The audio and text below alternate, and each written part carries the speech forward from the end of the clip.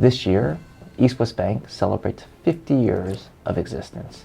From our humble beginnings in Chinatown, fighting against discrimination and racism, that fight for inclusion, equality, and the fight against discrimination exists today as we know it. And East West Bank, when we celebrate our 50th year, we're going to embrace that to show that while we continue to grow and succeed, we're going to bring the community with us so that all of our communities can be uplifted. Travis, thank you so much for making time for us today. Thanks for having me. I really appreciate it. We see the bank, we see the name of the bank, East West Bank, but how would you formally introduce it or describe it? East West Bank, headquartered here in Southern California, is the country's top 30th bank. We are the largest independent bank in Southern California, and we also have the honor of being the largest minority depository institution in the entire United States. We serve the immigrant community. We are a full-service commercial bank, and we have a long history of over 50 years being based right here in Los Angeles. So how is East West Bank different from the other commercial banks that we see out there? East West Bank, founded right here in Los Angeles, was founded, unfortunately, because of the history of racism and discrimination against Asian Americans here. Back 50 years ago, Asian immigrants could not bank accounts from mainstream banks. And so our founders banded together to create their own bank, serving the needs of the Asian immigrants here in Los Angeles so that they could get home loans, car loans, to be part of American society. And over the last 50 years, we've grown in size. We are over 120 locations. We serve the needs of the Asian American community, but we serve more than that. We're a full-service commercial bank, but remain committed to our roots, remain committed to our principles of inclusion, diversity, and equity. I love that. 50 years ago, this Asian hate that we're having to address now was already happening 50 years ago. What can people nowadays, Asian communities, learn from the story of East West Bank? Well, unfortunately, we are no stranger to hate, bigotry, and violence in this country. When we were founded, our founders needed our friends and allies in the Italian American community to be part of our founding organization because the government wouldn't recognize Asian Americans to be founders of a bank. So they invited Italian Americans in the nearby community of Los Angeles to be part of the founding, and with their help and with their allyship, we were able to find our bank and to be able to prosper as East West Bank. So what can we all do? We need to speak out. We need to advocate to our government leaders for action. We need to be involved. We need to support our nonprofits that are fighting for equality, not just in the Asian American community, but across the board. And we need solidarity from our community partners. 50 years, I know you have a long resume as a bank supporting the community. What are some of those, and what more do you plan to do in the future to support the community? And East West Bank, through our leadership of our chairman and CEO, Dominic Ng, has really taken the mantle to uplift the community through our success. So as we've grown in size, we've been able to pick up clients like the Los Angeles Lakers and Los Angeles Clippers, Tyler Perry's movie studios. We're involved in the arts. We're involved in sports. And through that, we've been able to bring our API community with us to be part of that American fabric, that American part of American society, and to be able to use contemporary art, sports, food, to build bridges between communities, to show what's good about our communities across the board, and to exchange cultural relevance. And we believe that through those forums, we break down barriers. We bring communities together between API communities, but through other communities as well. And so we're just delighted to be part of that. We're delighted to reinvest into our community as part of that as well. 2023, while there's a lot of hope and excitement about it, a lot of people are talking about inflation. A lot of people are talking about an economic downturn, markets crashing.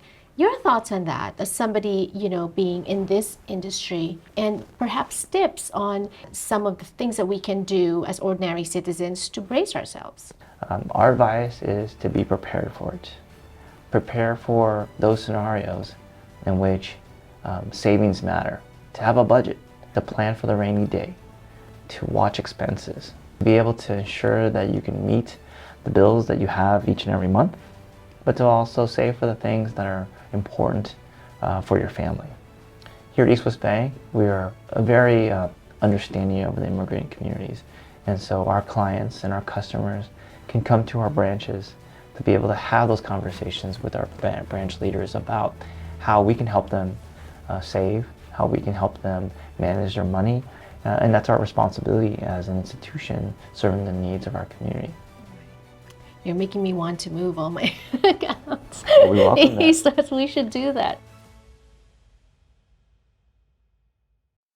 It's an honor to work for the East West Bank because of what it represents and what it's been founded for and why it continues to prosper. East West Bank is a true Asian pride, right? But I know that people like you, yourself, you also are an accomplished professional in the industry. Can you take us through your journey to this position of influence as an Asian American? I left a Fortune 200 company to come here because of what the bank stands for. And it's been an honor to be part of that. You know, when I was growing up in the San Francisco Bay Area, Asian Americans were not as representative as they are now in the Bay Area. And it always was disappointing. So early in my career, I went into government and politics, seeing if that was my place and to see if we, through politics and government, can empower our community. And I thought that was a fantastic way to do that. Then I moved to the private sector to be able to be part of the business community, but to also be part of the community through business, for partnerships, through public-private partnerships, through community empowerment, and to be seen as a corporate leader in mainstream corporate world so that others could see that Asian Americans can be in politics, in government, in technology, but also in mainstream corporations. I was able to wear a badge of pride representing the Asian American community in that role, to have a voice at the table, not just on Asian American issues, but on corporate governance, on strategy, on public affairs, on communications, all the things that traditionally maybe Asian Americans are not seen that way. I felt it was an honor to be seen that way and part of mainstream corporate world. And those opportunities came because of role models and mentors. Frankly speaking, I've had a lot of women of API descent and others that have been my mentors to carve a pathway for me to show how to show up, how to represent. And that's why I continue to pay that forward, to mentor other APIs and other people of color so that they could be the next generation of leaders in this space, whether they be in corporate world or politics. I think that's the way we all should work together, is to continue to band together, mentor one another, support our communities, uplift everybody, and through that, the API community will be much more empowered and represented.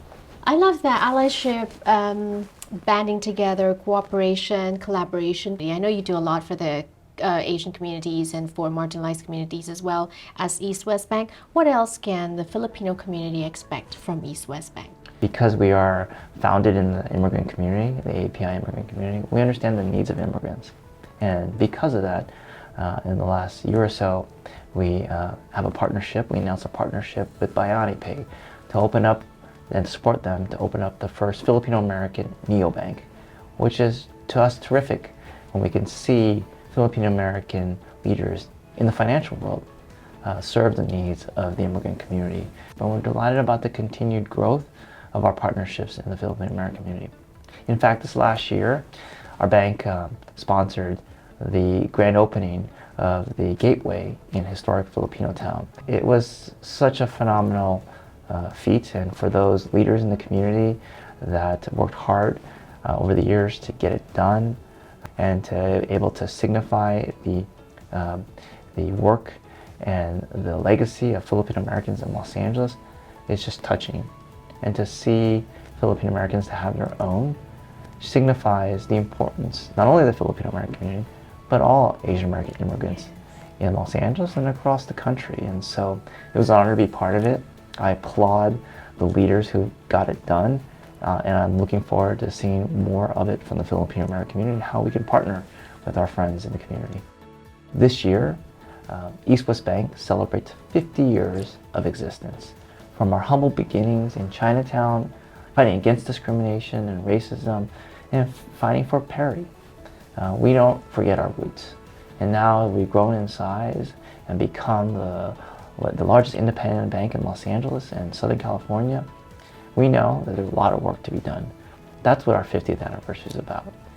It's about celebrating the success, but celebrate the accomplishments and the continued fight for equality and justice in our communities.